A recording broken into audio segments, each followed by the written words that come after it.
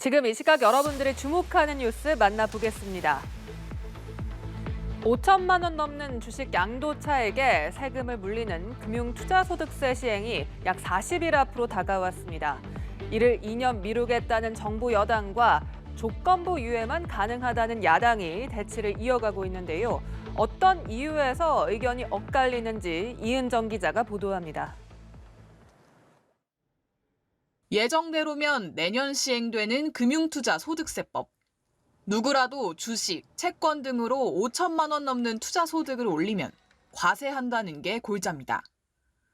여당은 소액 투자자 보호를 내세워 과세 2년 유예, 10억 원인 양도세 과세 대상 주식 보유 기준의 100억 원 상향을 주장합니다.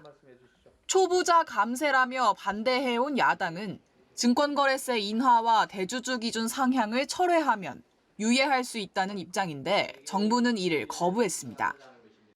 야당에서도 전향적으로 현재 우리 개인 투자자들 그리고 주식시장 관련 업계의 우려사항을 감안해서 2년 유예에 전향적으로 임해 주시면 좋겠고. 금투세 과세 대상은 정부 추산 15만 명, 세액은 연 1조 5천억 원입니다.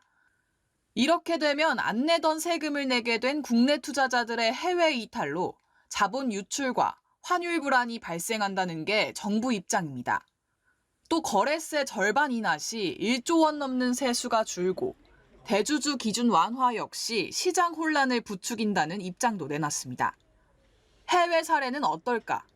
대부분 선진국은 주식 양도차익에 세금을 물립니다. 다만 장기 보유에 세제 혜택을 줍니다.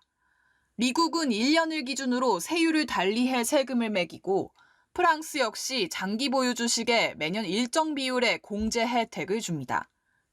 국내에서도 투자이익에 과세하되 장기 투자에 유리한 과세 제도가 필요하다는 지적이 나오는 이유입니다. 하지만 여야의 힘겨루기에 금투세 시행을 불과 40일 앞두고 일선에선 혼란만 가중되고 있습니다. 연합뉴스TV 이은정입니다. 북한이 미국 본토 전역을 사정권에 둔 대륙간 탄도미사일 화성 17형을 시험 발사한 가운데 미군 인도태평양 사령부 산하에 미사일 방어 등의 임무를 띈 전담부대가 생깁니다. 미국 전진기지와 본토에 대한 미사일 공격은 물론 우주 공간을 이용한 군사적 도발에 대응하는 것이 주요 역할입니다. 샌프란시스코에서 김태종 기자가 보도합니다.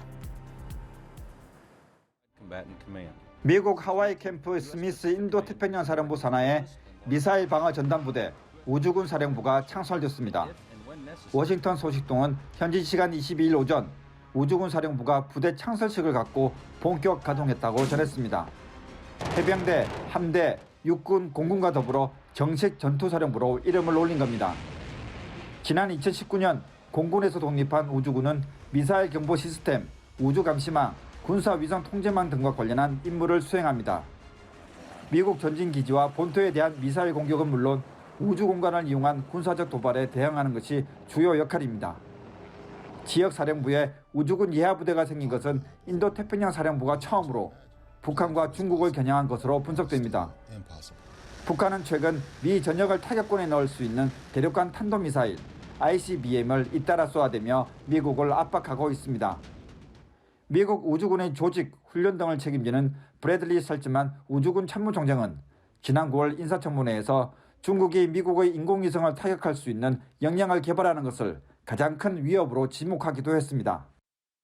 한편 미국은 유럽 지역을 관할하는 미군 유럽사령부와 중동 지역을 담당하는 중부사령부 산하에도 우주군 부대를 만든다는 계획이지만 그 시기는 아직 결정되지 않은 것으로 알려졌습니다.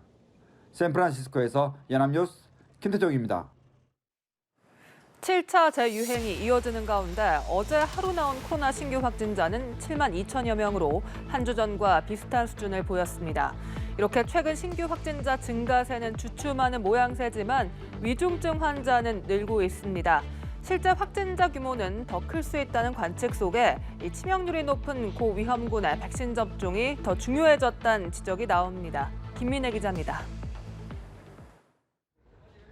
신규 확진자는 7만 2,873명.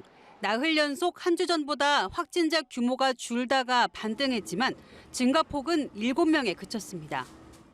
재유행 본격화에도 최근 유행 증가세가 다소 약해진 것을 두고 숨은 감염자의 영향이란 해석이 나옵니다. 코로나19 의심이 되는데도 확진을 안 받는 분들이 늘어나고 있는 추세라고 저는 보고 있습니다. 위중증 환자나 사망자가 느는 것을 보고 역으로 추정하는 수밖에 없는데. 위중증 환자와 사망자는 꾸준히 늘고 있는 점을 감안하면 진짜 확진 규모는 집계보다 더 클 거란 얘기입니다. 위중증 환자는 461명으로 나흘째 400명대였고 사망자는 10명 증가한 45명이었습니다. 사망자가 늘면서 지난 7월 재유행 시작 당시 0.04%까지 내려갔던 월별 치명률도 10월 현재 0.07%로 올라갔습니다. 하지만 이를 막기 위한 개량 백신 접종률은 성인 대상자 대비 6%로 여전히 저조한 데다 접종 필요성에 대한 국민적 관심 정도도 상당히 낮았습니다. 최근 동절기 코로나 대국민 인식조사 결과에 따르면 10명 중 4명은 겨울철 추가 접종은 불필요하다고 답했습니다. 또 추가 접종을 하지 않은 응답자 중 접종 의향이 아직 없다고 답한 419명에게 이유를 물었더니 백신을 맞아도 감염되기 때문이란 응답이 60%를 넘었습니다. 방역당국이 이달부터 한 달간 고령층과 요양시설 등 감염 취약시설에서 50% 이상이 접종받도록 목표치를 세운 만큼 보다 충실한 소통이 필요함을 시사합니다. 연합뉴스TV 김민혜입니다. 우리나라 가계빚 규모가 사상 최대 수준인 1,870조 원을 넘어섰습니다. 다만 증가세는 주춤했는데요. 대출금리 오름세가 이어지면서 주택담보대출 증가세가 둔화됐기 때문입니다. 반면 소비가 늘면서 신용카드 사용액 등은 증가했습니다. 이재동 기자가 보도합니다. 한국은행이 집계한 9월 말 기준 국내 가계부채 총액은 1,870조 6천억 원입니다. 2분기보다 2조 2천억 원이 늘었는데 분기마다 수십조 원씩 늘었던 지난해에 비하면 증가세는 뚜렷하게 꺾였습니다. 부동산 시장 침체로 주택담보대출 증가폭이 줄어든 데다 금리 인상에 신용대출이 대부분인 기타 대출도 4분기째 감소한 영향입니다. 가계대출만 놓고 보면 2분기보다 3천억 원이 줄었는데 가계대출 잔액 감소는 올해 1분기 8천억 원 감소 이후 역대 두 번째입니다. 작년에 신용대출을 받았었는데요. 그때가 2.8% 정도 수준이었는데 올해는 금리가 많이 올라서 5.6%까지 올라서 제가 그 대출을 상환을 했거든요. 가계대출은 다소 줄었지만 거리두기 해제 이후 늘어난 소비 지출은 여전히 이어졌습니다. 결제 전 카드 대금 같은 판매 신용이 2조 원 넘게 늘어 113조 8천억 원으로 다시 역대 기록을 세운 겁니다. 다만 한은은 저금리를 발판으로 지난해까지 가계빚이 폭증하던 것에 비하면 안정적인 흐름으로 평가했습니다. 금년 들어서 이제 가계 신용 증가율이 한 자릿수대에 그치고 있습니다. 또한 증가세 자체도 둔화되고 있습니다. 다만 종류에 상관없이 시중은행의 대출 금리가 모두 7%를 넘어선 상태고 앞으로 더 오를 전망이라 신용 위험이 커질 우려가 높습니다.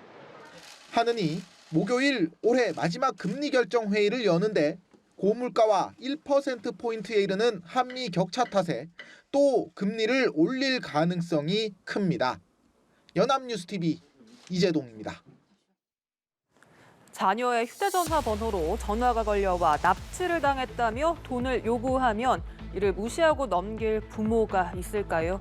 발신자 번호를 조작해 딸이 납치당한 것처럼 속인 보이스피싱 사건이 발생했는데 경찰의 신속한 대처로 피해를 막을 수 있었습니다. 이상현 기자입니다. 지난 9월 강원도 홍천에 사는 60대 A씨에게 딸의 번호로 전화가 걸려옵니다. 반갑게 전화를 받았는데 울먹거리는 목소리를 듣자 가슴이 철렁 내려앉습니다. 네 친구가 카드전을 빌렸는데 내가 보증을 써줬어. 너 지금 어디야? 나 지금 지하 창고 같은 데 끌려왔어. 사채업자라는 사람이 전화를 건네받아 돈을 보내라며 협박합니다. 제가 한 가지만 말씀드리지만 아버님이 어느 대신 돈을 갚으시면 딸님이 멀쩡 한껏 안 다치고 집으로 가게 됩니다. 근데 제가 오늘 돈을 못 보면 딸님 몸속에 있는 컴파 하나 떼서 돈으로 바꿀 겁니다. 청천벽력 같은 소식을 들은 A씨는 곧바로 자신이 운영하는 편의점으로 향했습니다. 그리고는 통장을 챙겨 현금 인출을 위해 가까운 은행으로 달려갔습니다. 전화 받자마자 울면서 얘기를 했는데 우는 그 끝머리가 딸 같기도 하고 잘 구분이 가지 않았어요. 그런데 딸이라고 믿었어요, 처음에는. 평소 같지 않은 남편의 모습을 본 A씨의 아내가 곧바로 경찰에 신고했습니다. 곧장 은행에 도착한 경찰은 보이스피싱을 의심하고 현금 3,400만 원을 출금한 A씨를 찾아가 송금을 막았습니다. 그리고 딸과 직접 통화를 시켜주며 안심시켰습니다. 불과 1시간 사이 발생한 이 모든 일이 발신자 번호를 조작한 보이스피싱범의 사기극이었습니다. 여러분께서는 딸이라고 자녀라고 전화 오면은 먼저 끊고 자녀한테 직접 전화해가지고 확인을 하세요. 그리고 경찰관한테 바로 신고해야 된다는 거를 얘기 드리고 싶습니다. 연합뉴스 TV 이상현입니다.